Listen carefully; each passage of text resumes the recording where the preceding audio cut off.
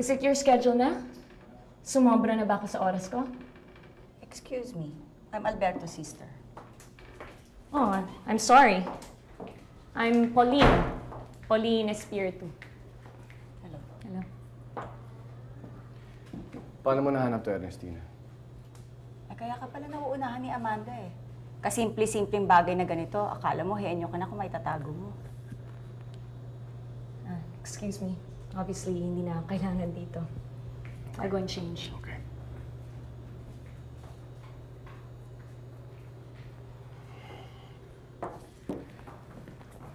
Kailangan na natin gumawa ng hakbang. Nagsasanib na yung mga puwersa ng mga kalaban natin. Sa tingin mo ba wala akong ginagawa? You think I'm not doing anything? Alam mo, isang gabi, mawawala lahat ng problema natin. Na para lang isang panaginip.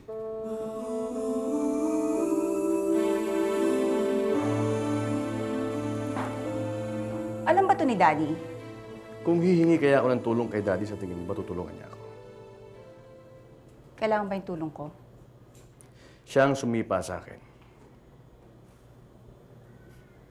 Siya rin ang luluhod para bibalik niya ako sa posisyon ko.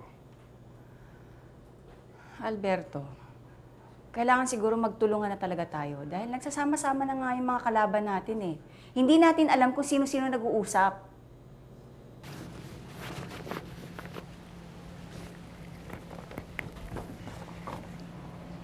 Dami nyo nakuha pera kahapon, ha? Wala pa sa kalahati yan. Pero bakit ito lang? Tama naman na yan.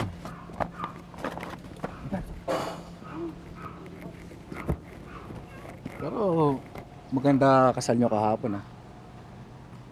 Sa nakikita ko, magsisimula ng araw ang pagiging adorable sa mga pamilya Montemayor ngayon. Pero teka lang, iba nakikita ko sa'yo kahapon, eh. Iba ang tingin ko sa'yo. Wala pa rin nagbago. Meron. Nakita ko sa mga mata mo na parang mahal mo na si Lucinda. Teka lang muna. Baka naikwento mo na ang buhay mo sa magaling mong asawa. Yung buhay natin, naikwento mo na ba? Hindi. It was nice meeting you, Miss Montemayor. Same here, Miss Espiritu. Espiritu. Oh, are you related with the Espiritus of Quezon? Actually, I am. Oh, we should have dinner one of these days. Do you extend this dinner invitation sa lahat ng mga girls ng kapatid mo? No, only to the ones I like. I see. Well, I've gotta go. Thank you. Bye-bye.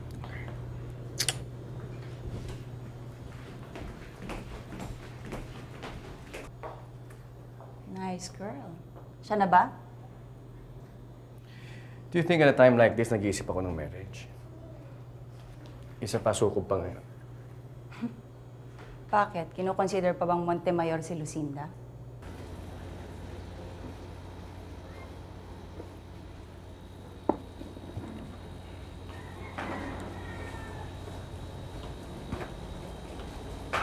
Ano yan? Alam mo, Carlito, hindi lang ikaw ang naging boyfriend ni Rosa. Hindi ikaw ang first. Kaya pwede ba tigilan mo na yung kakainom mo? Tawagan mo na lang. Inis ko nga, tatawag ako si Rosa Camila o lulusubi ko na yung lalaki. Kaba, selos lang yan. Tsaka, ako, dahan-dahan ka dyan, ha?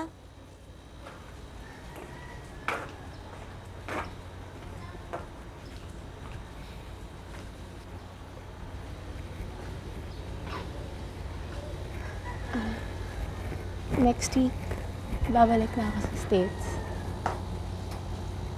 Unless you want me to stay.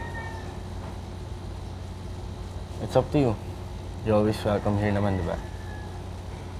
Dito sa bahay, oo. Pero sa'yo,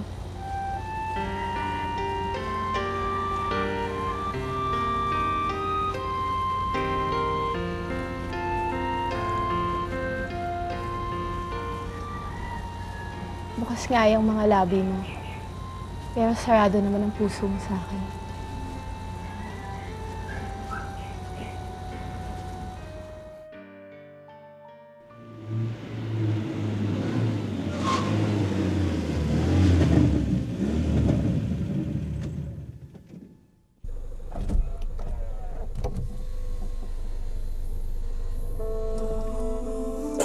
Tony, kumusta na ang kasal ng utol mo? It was great. Ikaw, kumusta na? Okay lang. Ang laki pala ng San Dionisio. Naligid mo ba lahat? Medyo, attorney. Ano, handa ka na ba para magsimula sa bago mong trabaho? Ready na ako, attorney. Ano ka na sa kayo? Alicia, ano naman ang gagawin mo rito? Wala naman. Dadalawin ko lang sana si Rosa Camila. Bakit? Akala mo ba inaapi-api ko rito ang anak mo? Hindi, namimiss ko lang ang anak natin. Sakala mo naman, hindi ako sanay na matagal kami hindi nakikita ni Rosa Camila. Huwag ka mag-alala. Inaayos ko ng pagpunta mo rito. Dito na kay titiran na Emil at ang asawa niya. At si Rosa Camila naman, dito na mag-aaral. Ha? Umayag na ba si Rosa Camila? Wala naman dahilan para hindi siya pumayag. May sasabihin ka pa ba? Kumusta mo na lang ako sa kanya? Makakarating. Bye.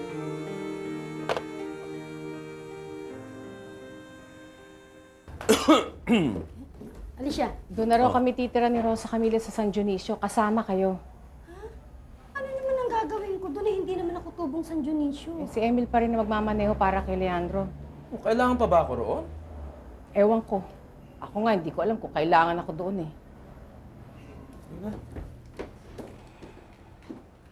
I can't stay here long, ha? What do you want me to do ba? We need to dig up Nestor's family history from the viewpoint of him being an adorable and not a Miranda. Look for any cases involving an adorable. Anything. Akala ko ba okay na kayo ni Nestor kahit ano pa man? Bago pa man niya naging asawa si Lucinda, naging girlfriend niya si Rosa Camila. Don't you find that too convenient? I think I'd like to get to know my new brother-in-law better. So how important is this to you? Baka maunahan tayo ng kapatid ko.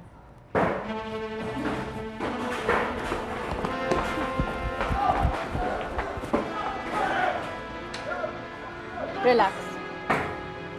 That's not new here. Hindi lahat kakampi ng mga Montemayor. Carlito, wag ka na magtampo sa akin. Kaibigan ko lang naman si Ethan eh. Kaibigan. Ba't siya yung kasama mo kahapon? Siya nakasagot ng telepono eh. Hindi ba in-explain ako na nga sa'yo? Nagsuswimming kami. Oo nga. Pero wala ka sinabing lalaki. Sabi mo lang kaibigan. Alam naman niya yung tungkol sa atin eh. Tsaka hindi ba ganito na naman nangyari nung huli akong tumawag sa'yo? Naliligaw ba siya? Kung manligaw man, sigurado namang walang pag-asa eh. Mahal mo pa rin ba ako? Mahal na mahal. I love you too. Alam mo naman kasing seloso ako pagdating sa mga ganung bagay eh. Lalo na ngayon, layo-layo mo pa. Naiintindihan ko naman eh. O sige, kailangan ko na rin ibaba kasi tinatawag na ako. Bye-bye. Sige.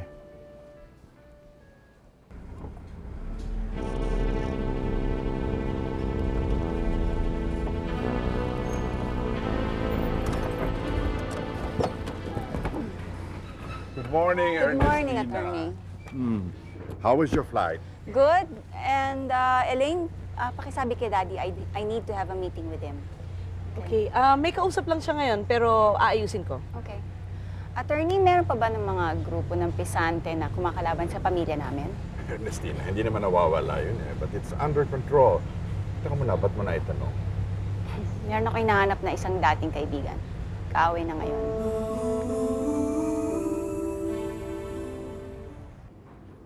Napakabara ako ng ama mo si Congressman Quirino. Bakit parang tsope ang anak? Hindi naman po, Governor. Ang lagay po bumibelo lang po.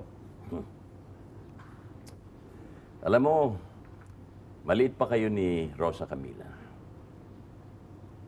Maganda na ang dating nyo. May foundation na kayo. Friends lang po kami. Friends? Friends lang ba ang gusto mo sa anak ko? May boyfriend po siya eh. May mangyayari ba sa kanila kung tutol ako? Sa palagay mo, kung papipiliin ako between sa anak ni Congressman Valiente at sa anak ni Congressman Quirino, Sino ang pipiliin ko? Siyempre, ikaw. Pinapalakas niyo naman po loob ko, Governor. Hindi naman sa ganon. Boto lang ako sa iyo. Salamat po. Tell me, Ethan. Sa edad mong yan, wala ka bang planong mag-asawa? You know, I appreciate the fact na hindi ka nagpunta sa kasal ng kapatid ko. Well, it just didn't feel right. Going to the wedding of the sister of the guy I'm sleeping with. Eh, magkaaway naman pala kayo. Well, it seems that you're speaking from experience. Well, let's just say that we're not exactly a model family. If you care to know. I'd like to know. I'd really like to know. Do you have the time? I have all the time in the world. And while we're into it, why not get a place of our own?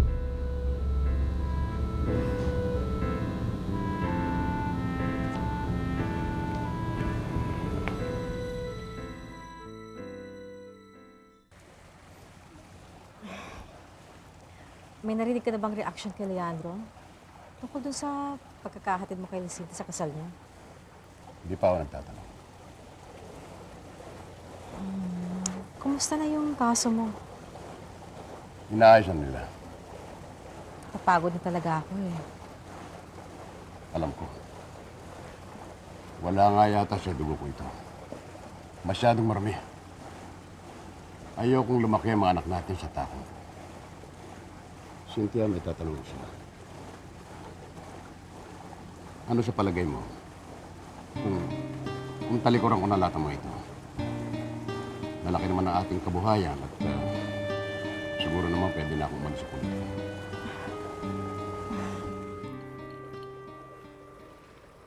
Okay, mga kasamang lumabas sa mga Montimayor! Teka muna. Huwag tayong padalos-dalos, mga kasama. Ang bagal nga. Alam ninyo, hindi natin makukuha sa Santong Paspasan yung mga Montemayor. Naiinip na ako. Naiinip na rin iba. Sino ba naman ang hindi naiinip? Pero kita ninyo, hindi ba nadagdagan yung mga tauhan natin dahil doon sa nangyaring aksidente noong nakaraang piyesta? Pagkatapos, nagkaroon pa tayo ng panibagong kakampi, yung mga balyente. Di ba? Oh, kaya lumiliit na ang mundong ginagalawan ng mga Montemayor ngayon.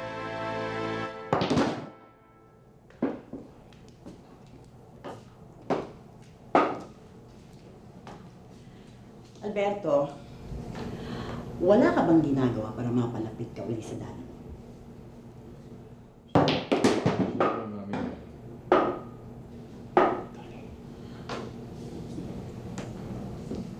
At bakit hindi ka pa nag-aasawa? Naunahan ka pa ng haliparot mong kapatid. Easy ka lang, Mami. Mahina ang kalaban. Talaga? Humihina ka na yata eh.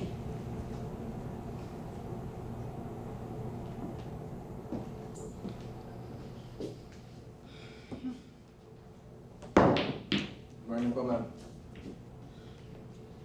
Morris. Sir, Tagal mong hindi napakita sa akin. medyo busy lang ako, sir. Saan?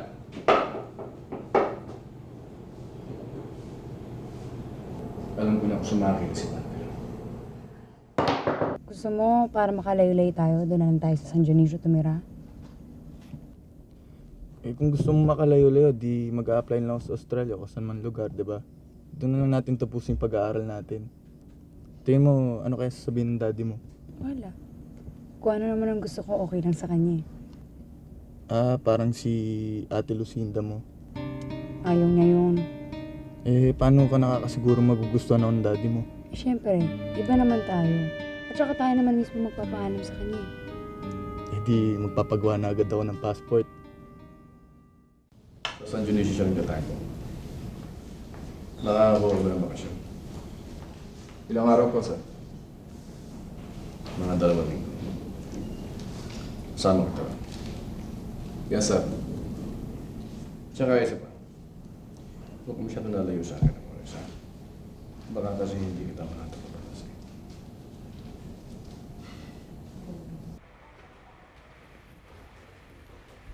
Iniisip mo na naman si Rosa Camila, no? Bakit ganon? Yung mga anak niya parot pa rito sa San Dionisio, pero ako kailangan ko pa ng permiso para pumunta doon. Alicia, anak sila. Asawa ka lang. Ayun na nga eh. Ako ang asawa. Huwag kang magagalit, pinsan, ha? May papaalala lang ako sa'yo. Isa ka lang sa mga asawa.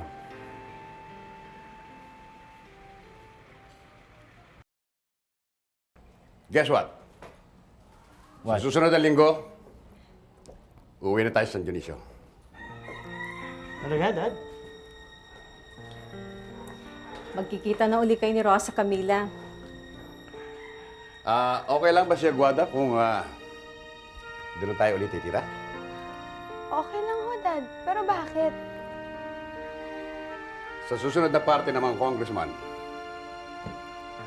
susunod na gabi, i-announce ko na ang aking desisyon na baka hindi na ako tumakbo sa susunod na eleksyon. Talaga, Dad?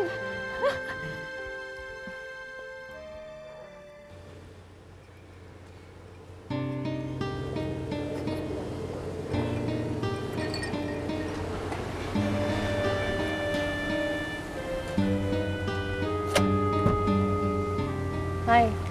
Hi. How sweet! I have a file for you, mamaya. Okay.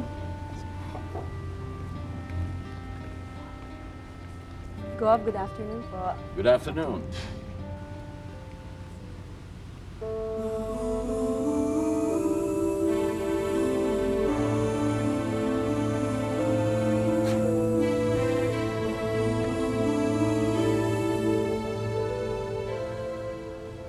Ethan, anong ginagawa mo rito? Binibisita ko si Rosa Camila. Friendly visit? Good afternoon po, Good Governor. afternoon. Nagkausap na kami ni Aitan. Man to man. Siya ang ginugroom kong para maging kabiyak ni Rosa Camila.